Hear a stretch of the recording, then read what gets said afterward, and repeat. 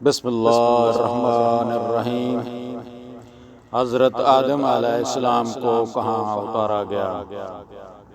حضرت ابن عباس رضی اللہ تعالیٰ عنہ سے مروی ہے کہ حضرت آدم علیہ السلام مکہ اور طائف کے درمیان ایک وہنہ نامی زمین کی طرف اتارے گئے، اور حضرت حسن رضی اللہ تعالیٰ عنہ سے روایت ہے کہ حضرت آدم ہندوستان میں اتارے گئے، اور حضرت حوا جدہ میں، اور ابلیس دستمسان میں جو بصرہ سے چند میل کے فاصلے پر ہے، اور شام کو اصبہان میں۔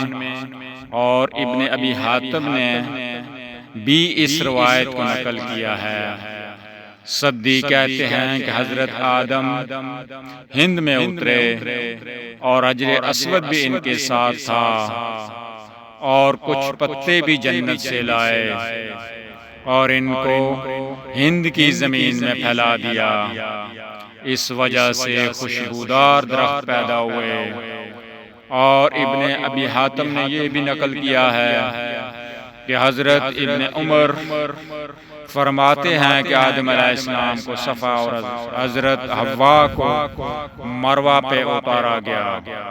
حضرت ابو موسیٰ شعری سے مروی ہے، جب حضرت آدم علیہ السلام جنت سے زمین کی طرف اتارے گئے تو اللہ تعالیٰ نے ان کو ہر قسم کا فن سکھلا دیا، اور کچھ پھل جنت کے ساتھ دیے، بس یہ تمہارے پھل جنت کے پھلوں سے ہیں، فرق صرف یہ ہے کہ یہ گل سڑ جاتے ہیں، اور جنت کے پھل خراب نہیں ہوتے۔ اور حضرت ابن عباس رضی اللہ تعالیٰ عنہ سے ایک روایت یہ بھی ہے کہ آدم علیہ السلام جنت میں صرف نماز عصر سے غروب آفتاب کے درمیانی حصے عرصے جتنا ٹھہرے ہیں۔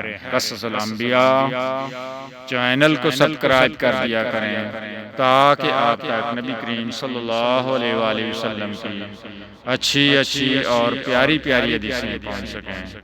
اللہم صلی علی محمد وعلی آلہ محمد۔